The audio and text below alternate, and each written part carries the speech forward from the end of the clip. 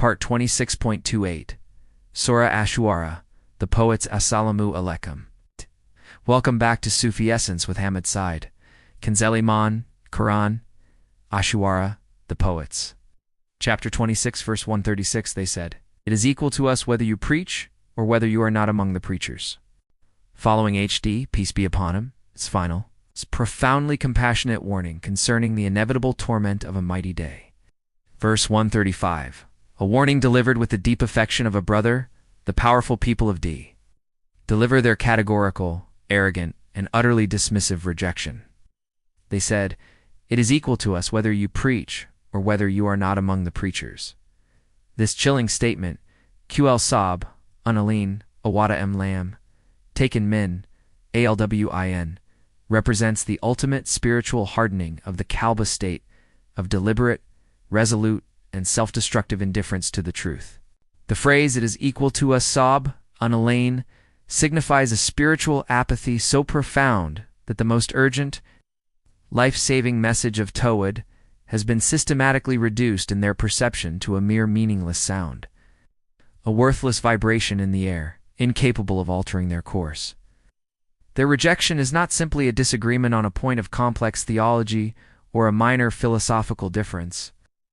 It is an active, willful declaration that the messenger's sincere, patient, and consistent efforts, whether he chooses to preach wada, offer solemn warning, or remain completely silent and non-interventionist, have absolutely no impact, no moral weight, and no consequential difference to the trajectory of their lives or their eternal destiny. This profound spiritual indifference is born directly from the arrogance exposed in their excessive vain-building and their delusional belief in material immortality, verses 128 to 129. They view the messenger's persistence as an unwarranted irritation, disturbance to their established order, and his spiritual sincerity as naive or archaic interference in their affairs. This verse captures a universal, tragic phenomenon that transcends all ages. The people of worldly power and material security often view spiritual guidance as irrelevant background noise, convinced that their temporal strength, advanced knowledge, and accumulated wealth provide all the necessary permanent security. The spiritual lesson for the Sufi guide, the Murshid, is that true spiritual deafness is a chosen state, a willful refusal to engage the faculty of Basra, inner sight. The messenger has delivered his message with perfect ilm and immaculate amna, trustworthiness. The failure lies entirely in the recipient's willful refusal to open the inner ear of the heart. The spiritual path is closed off when one believes that the ultimate truth, when presented with clarity and grace, holds no practical consequence or immediate imperative for one's physical existence. This response is an act of supreme final arrogance, effectively saying, your spiritual calculus, based on the unseen, and our physical calculus, based on what we see and build, are entirely separate and equally meaningless to us in the real-world application of power and governance. Kanzul Aman Quran, Ash-Shu'ara, the poets. Chapter 26, verse 137. This is nothing but the custom of the former people. The people of D now follow their dismissive statement of indifference, verse 136, with a specific, articulated, and historically contingent argument that attempts to fully neutralize, peace be upon him, his divine message, by reducing it to mere socio-historical repetition. This is nothing but the custom of the former people. This phrase, an HDH il kuluk alalkan, reveals a classic, entrenched form of intellectual and traditional resistance used by stagnant, arrogant societies throughout history. Traditionalism without reflection. They assert that what HD, peace be upon him, is preaching, the call to taqwa, the submission to an unseen God, the warning of an inescapable judgment, is not a unique, time-sensitive divine revelation, but simply a recycled custom kuluk, or way of life inherited from generations long past. The word kuluk here implies something habitual, a disposition or a manner of life, which they deem to be obsolete or irrelevant to their current prosperity. In their advanced materialistic view, the entire prophetic message is merely an outdated cultural habit, a superstitious relic, the custom of the former people, that has no place in their sophisticated, materially advanced, and architecturally superior civilization. This argument is a strategic attempt to negate the intrinsic authority of the divine, sourced by redefining the message as a mere product of mutable human history and culture. thereby placing their own customs like tyrannical rule and excessive building above the eternal, immutable law of Allah. Their logic is fatally flawed. They are fiercely devoted to their own material traditions, their building of vast palaces, and their tribal practices. Yet they mock the spiritual tradition of Tawhid as archaic. Their defense mechanism reveals their dependence on the past only insofar as it validates their current material state and power structure. They only accept the custom that allows them to assault as tyrants, verse 130, and build monuments to their ego. The spiritual lesson for the Sufi is that the adherence to the divine message is not a blind attachment to culture or tradition. It is a living, conscious, dynamic choice. True tradition, Sunnah, is a living light, an active path of rectification, not a dead artifact to be worshipped. The rejection of the message by D demonstrates that a society can be technically advanced, historically aware and wealthy, yet profoundly and critically spiritually bankrupt. Mistaking the external form of ritual or inherited practice for the essential, conscious, and demanding relationship with Allah, the Sufi realizes that the only custom worth following is the khuluq el-nab, the character custom of the Prophet, which is itself the perfect manifestation of the divine law for the current age. Kanzul Iman, Quran, Ash-Shu'ara, the Poets. Chapter 26, verse 138. And we shall not be tormented. Following their reduction of the prophetic message to an irrelevant, archaic custom, verse 137. The people of D solidify their position with a declaration of absolute, unwavering security and complete impunity. And we shall not be tormented. This statement, Wemdi na nu by muadabin, is the ultimate explicit expression of the delusion of permanence that HD, peace be upon him, had so accurately identified and critiqued when they built their palaces as if you would live forever. Verse 129.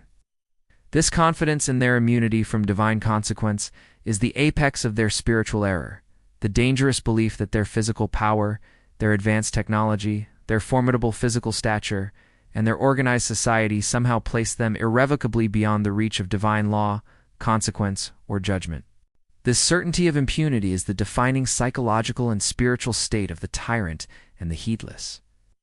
Because they are the strongest in the land, because they have built the most formidable fortresses, they believe they have successfully walled themselves off from fate, from Qadar. They have confused their temporal, relative power with the absolute, eternal power of Al-Azuz, the Almighty. This denial of the coming torment is a direct and final rejection of the core of HD, peace be upon him. Final warning, verse 135. It is the final tragic statement of human hubris that immediately precedes the inevitable collapse. In the Sufi path, the certainty of accountability is the essential engine of sincere spiritual effort. The seeker maintains a state of perfect balance between kaf, fear of punishment, and raj, paim's mercy. The people of D have completely eliminated kaf from their hearts, replacing it with a blind, unjustified, and fatalistic pride. This lack of spiritual fear prevents any moral correction, any political reform, or any change in their tyrannical ways. They believe that the flocks and sons, verse 133, they possess are an unbreakable insurance policy against all catastrophe, rather than the very means by which they will ultimately be judged. Their reliance on material strength over spiritual truth marks their final fatal act of spiritual defiance. The Sufi understands that security lies not in Fan, the transient, but in connection to Baqa, the everlasting. Kanzul Iman, Quran, Ash-Shu'ara, the Poets, chapter 26, verse 139. So they belied him, and we destroyed them. Indeed, and that is surely a sign. Most of them were not believers. The narrative now delivers a swift, decisive, and terrifying conclusion to the story of HD, peace be upon him, and the people of D, by echoing the structure used for the narrative of Noah, peace be upon him. So they belied him, and we destroyed them. Indeed, and that is surely a sign. And most of them were not believers. The sequence of events is devastatingly concise and perfectly just. So they belied him, confirming the ultimate rejection articulated in their sustained dismissiveness. Verse 136 to 138. Their denial was the final active step that sealed their fate. And we destroyed them, the swift, inevitable divine consequence, executed by the irresistible power of Allah, that their palaces and fortresses could not resist. This destruction, historically understood as a relentless, fierce wind that raged for days, utterly wiped out their colossal civilization, leaving nothing but ruin, reduced to sand and memory. The second part of the verse then draws the universal, enduring conclusion, repeating the exact wording used at the close of Noah's narrative, verse 1-21. Indeed, in that is surely a sign. And most of them were not believers. The obliteration of D becomes the second, undeniable and enduring sinayah, confirming that Allah's law of consequence sunnah is constant and transcends time and culture. It proves decisively that technological advancement, architectural mastery, and physical might are utterly worthless shields against the inevitable manifestation of divine justice. The repetition of most of them were not believers confirms the tragic, recurring pattern of history and spiritually inoculates the minority believer against the demoralization of standing firm against the overwhelming material majority. The spiritual lesson for the Sufi is that fan annihilation is the inescapable end of all who oppose the truth and cling solely to the ephemeral. The entire massive civilization of D was reduced to a sign of warning, a lesson, a historical landmark of divine intervention for those who possess ilm and taqwa. The ruins themselves become a school of Tawhid, teaching through absence what the Prophet taught through presence. Kanzul, Iman, Quran, Ash-Shu'ara, the poets. Chapter 26, verse 140. And undoubtedly, your Lord is indeed the Almighty, the Extremely Merciful. The narrative cycle now reaches its theological and didactic culmination. Immediately following the description of the catastrophic destruction of the people of D and the declaration of their fate as a definitive sign, verse 139, and undoubtedly your Lord is indeed the Almighty, the Extremely Merciful. This powerful statement, Una Rabbaka, Lahuwa, Alazu al-Ram, is the third and most crucial repetition of this majestic dual affirmation.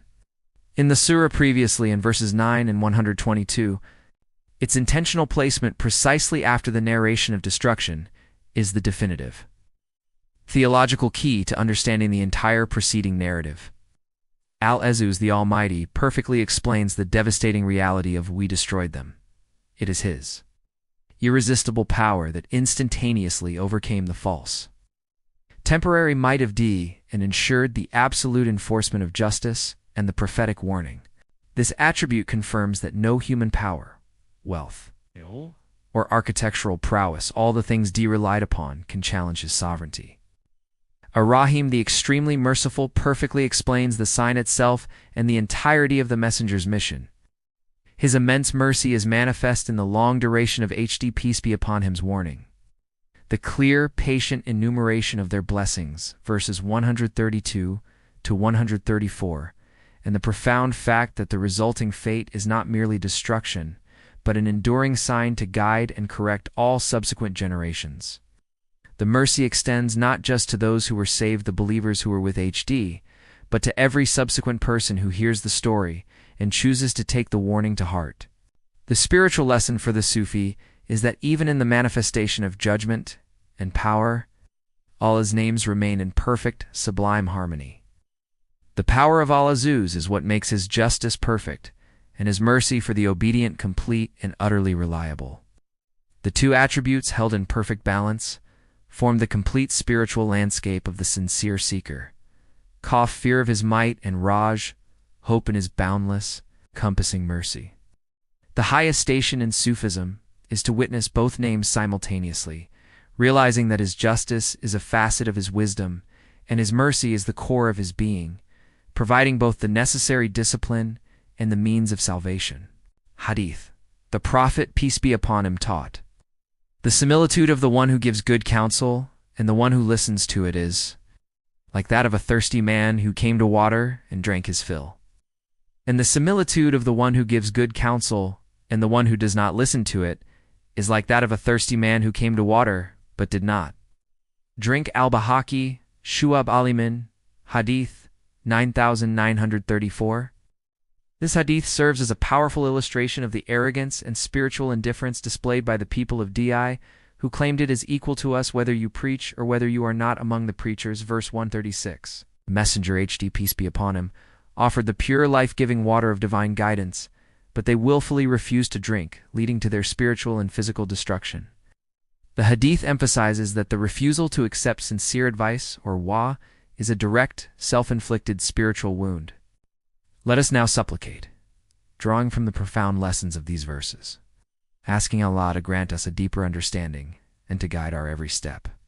O Allah, grant us the spiritual wisdom to recognize when the oppressors project their own inner rage and spiritual turmoil onto the righteous. Guard our hearts from the fatal arrogance of worldly power that boasts of being a vigilant group, unaware of your absolute all-seeing eye. Protect us from the destructive spiritual trap of deep attachment to gardens and springs and earthly treasures, which leads the soul away from your path. Make us worthy, through patience and faith, to be the inheritors of spiritual and worldly goodness, granted through your decree of ultimate justice.